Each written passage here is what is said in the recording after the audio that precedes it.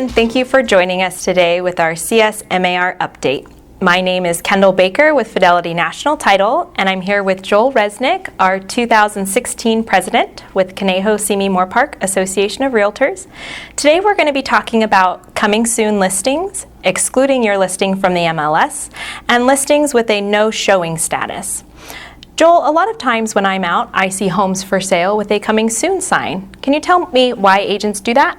Absolutely, that's a great question. So a lot of times in our day-to-day business, we need to do work to the property before it's ready for showings. Make it absolutely perfect so the buyers can come in. In that time between when we've signed the listing paperwork and when we start the showings, there's an opportunity to market with a coming soon listing, a sign out front, something on Facebook, or something of that nature. So is it possible for an agent to take a listing and still exclude it from the MLS? Sure, there's absolutely nothing wrong with excluding a property from the MLS and putting a coming soon banner up there, or even letting everyone know that it's coming soon. There are procedures that have to be followed, and you have to do them within a certain time frame, and we'll get into that a little bit, I think. How about now? Sounds great. What are the procedures for excluding a listing from the MLS? So to exclude a listing from the MLS, there's a couple things you have to do. First off, you have to have your signed listing agreement and your signed SELM, seller exclude from the multiple listing service. That paperwork has to be, like I said, signed by your seller, acknowledging that they understand that the property is not going in the MLS for a given amount of time. That paperwork then also needs to be delivered to and acknowledged receipt by our MLS department within 48 hours of signing the listing agreement. And during the time that a home is excluded from the MLS, can a listing agent still market and advertise that listing? Absolutely. Excluding the property from the MLS doesn't mean you can't advertise it. It just simply means the property is not going to be put in the MLS. You're therefore not subject to any of the MLS specific rules for that property, and you're free to market it and show it as you would like to. I also know with several listings, agents will put in their remarks no showings until a certain date, maybe until their open house. Can you tell me a little bit about that? Sure. It's very common for agents to wait until the property's all the way ready, to have done all the work, and maybe the seller's moving some things out and they're going to have a big open house and a big unveiling to the public, so to speak.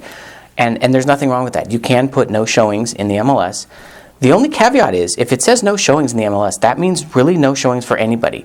That means no private showings, no buyer-only showings, no showings. It is a violation of our code of ethics to refuse showings to certain people and then show that yourself to your own prospective buyer or to people from just your company. So if it says in the MLS no showings, you really should follow the no showings rule. So even for the listing agent themselves, they can't show that property? That's correct. Even for the listing agent, they cannot show the property on their own. If it says no showings until a certain date, there should be no showings until that certain date. Got it. I understand.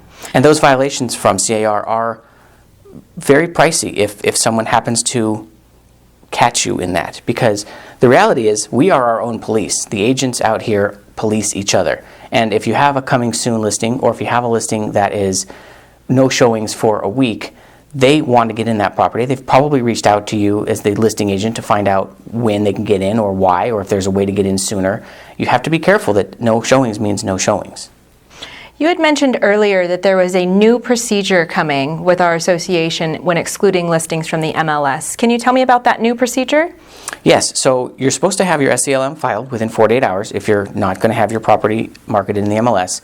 Along with submitting that SELM to our MLS department, you'll also have to provide a copy of the listing agreement in its entirety. Now you can white out commissions or any specific items that you feel you don't want the MLS department to know, but it will need to have all visible dates and names and property information and arrive with the SELM beginning in April. I also know, Joel, that sometimes listing agents have put signs out in front of properties without actually having their signatures on those listing agreements from the seller. Is that something that's acceptable? Unfortunately, that is somewhat of a common practice, although a very dangerous practice. If you have a sign on a property, you have to have a valid listing contract. A lot of people will think it's okay to talk to a friend or a neighbor or someone that you relatively trust and put your sign up and put the coming soons, but you don't have a signed listing contract, so you're not actually violating any rules. Unfortunately, that is not the case, and it opens you up to a whole lot of other ethics and standards of practice violations, and the BRE can get involved, and it's not good. If you have a sign up, you need to have a valid signed listing agreement. Why would an agent choose to exclude a listing from the MLS or advise their sellers to exclude their listing from the MLS? There's a few circumstances, usually at the beginning of a listing agreement, where it's important to get the house ready to go on the market, take your photos, move things out, declutter the house.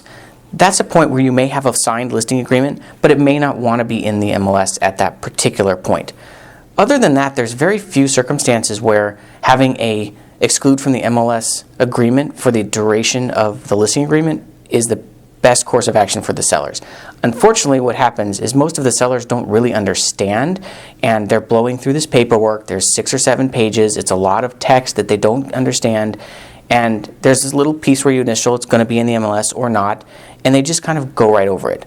They may not understand the legalities of not being in the MLS, of not exposing the property to other buyers, the amount of money that could cost the sellers to not have it in the MLS.